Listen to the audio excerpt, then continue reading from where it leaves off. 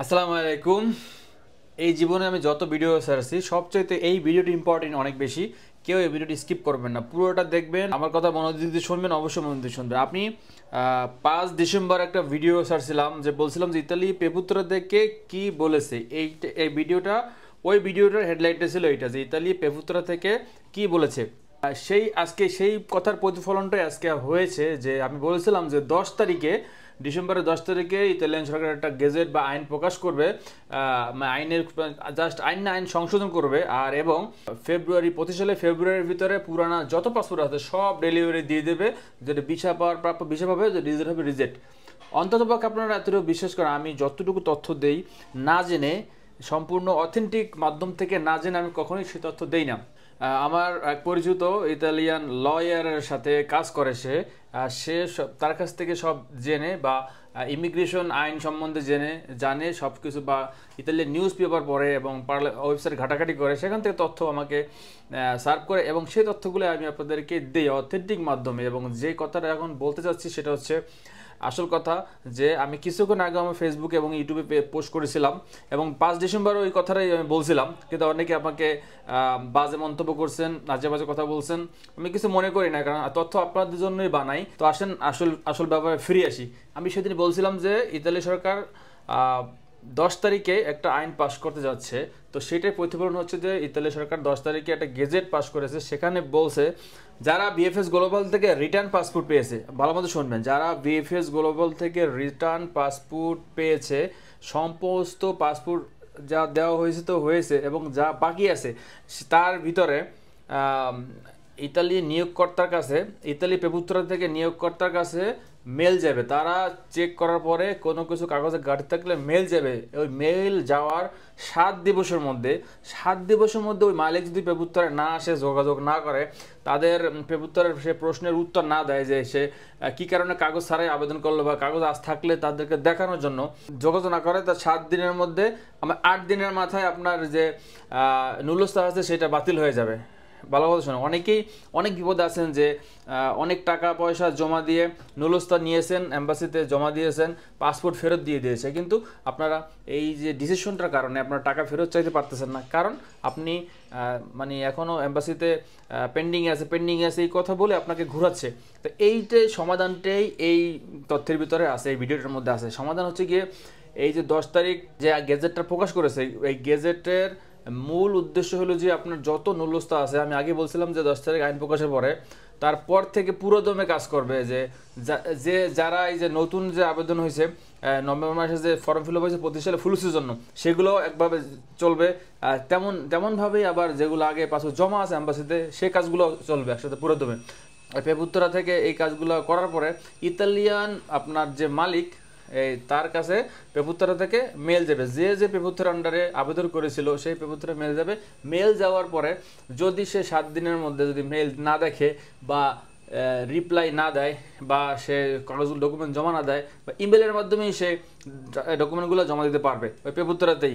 তো সেটা না করে তাহলে 8 দিনের মাথায় আপনার নুলস্থাটা ক্যান্সেল হয়ে যাবে, বাতিল হয়ে যাবে। তো এইটাই এই আইনে মূল উদ্দেশ্য। আমি এটা ভাঙাই আমাকে বললাম, অলরেডি ফেসবুক পেজে অথবা ইউটিউব চ্যানেলে আমি এটা পোস্ট আকারেও আমি দিয়ে দিয়েছি বাংলা করে আপনাদের জন্য, সেটা দেখে নিতে পারেন। আর আমি তো বুঝে এখন বললামই। এখন দেখেন আপনাদের করণীয় কি। এই যে আইনটা পাস করলো, এখন আপনারা কি করবেন?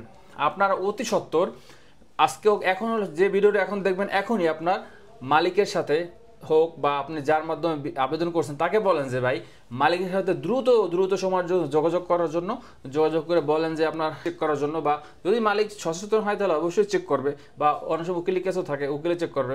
যদি নাও থাকে তাহলে আপনি নক দেন যে অতি দ্রুত অতি সত্বর স্পিরিট চেক করার জন্য যে পেপুত্রা থেকে কোনো মেইল গিয়েছে কিনা। 10 তারিখে যেহেতু আইন পাস হয়ে গিয়েছে, প্রত্যেকটা, আমি আগেও বলেছি যে প্রত্যেকটা নুলস্থা কাগজপত্র চেক ছাড়া একটা ভিসাও দেবে না। আগে যার কাছে গেছে মিলানের সরকার কঠোর হওয়ার পর থেকে একটা ভিসাও দেবে না। তো আপনার করণীয় হচ্ছে যে আপনার নিয়োগকর্তা, মানে আপনি যার সাথে কন্ট্যাক্ট করছেন তাকে বলবেন যে মালিকের সাথে অথবা উকিলের সাথে কথা বলার জন্য, যে তার মেইল চেক করার জন্য যে পেপুত্রাতে কোনো মেসেজ বা মেইল গিয়েছে কিনা, গেলে সে অনুযায়ী সে যেন পেপুত্রার অ্যান্সারটা অন্ততপক্ষে 7 দিনের মধ্যে দেয়। যে মেইল মনে করেন আজকে থেকে 7 দিনের মধ্যে, 8 দিন হইলে তার নুলস্থা ক্যান্সেল, আপনার সব টাকা শেষ। যদি টাকা নিতে পারেন নেবেন, আলহামদুলিল্লাহ ভালো, আর না নিতে পারলে আপনি আবার ঝুলেই থাকবেন।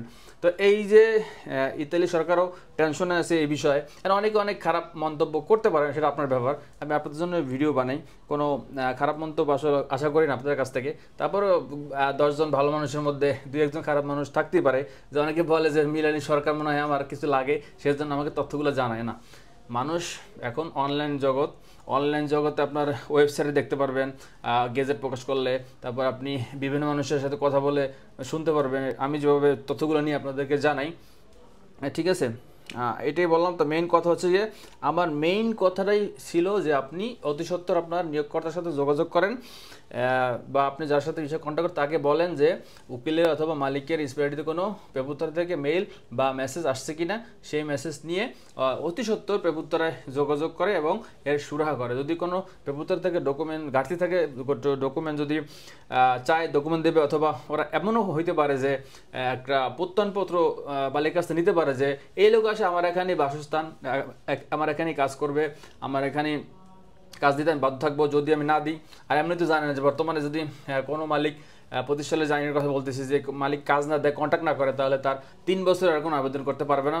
আবার 3 বছরের একটা সাজার কথা বলা হয়েছে আর কি। সেখানে মালিকও সচেতন এখন, যদি সে মালিকের কোনো ঘাটতি থাকে, মালিকের কোনো সমস্যা থাকে, তাহলে সে কিন্তু পেপুত্তরায় যাবে না। এবং আপনার যে যার সাথে কন্ট্যাক্ট করছেন, সে যতই বলুক না গেল সে মালিককে, উকিলকে, সে কখনোই কিন্তু পেপুত্তরায় যাবে না। তো আগে নিয়মটা ছিল না যে পেপুত্তরা যাইতে হবে মালিকের। এখন মিলানি সরকার করা হওয়ার কারণে এখন খুবই প্রত্যেকটা রিচেক ক্রস চেক করার ছাড়া একটা নৌলস্তাও পাস করবে না এবং ভিসা দিবে না বাংলাদেশ থেকে। তো পেপুত্তরা যদি ক্লিয়ারেন্স দিয়ে দেয়, মালিক চলে যায়, দেখবেন উইদিন অল্পের সময়ের ভিতরে আপনি ভিসা পেয়ে ইতালি চলে যাবেন। তো এটা অবশ্যই খুব দ্রুত সময়ের মধ্যে আপনার ভিডিও দেখা মাত্র আপনার যে নিয়োগকর্তা আছে বা আপনার যে আবেদন করেছে ইতালিতে, তাকে বলেন যে মালিকের অথবা উকিলের সাথে যোগাযোগ করার জন্য। তো এইটাই ছিল ইম্পর্টেন্ট ভিডিও, দ্রুত বানিয়ে ফেললাম। যে অবস্থা ছিলাম সেই অবস্থাতেই অবশ্যই ভিডিওটি শেয়ার করে দিবেন। যে ফেসবুক পেজ থেকে দেখতে থাকলে অবশ্যই ফলো করে দিবেন, শেয়ার করে দিবেন।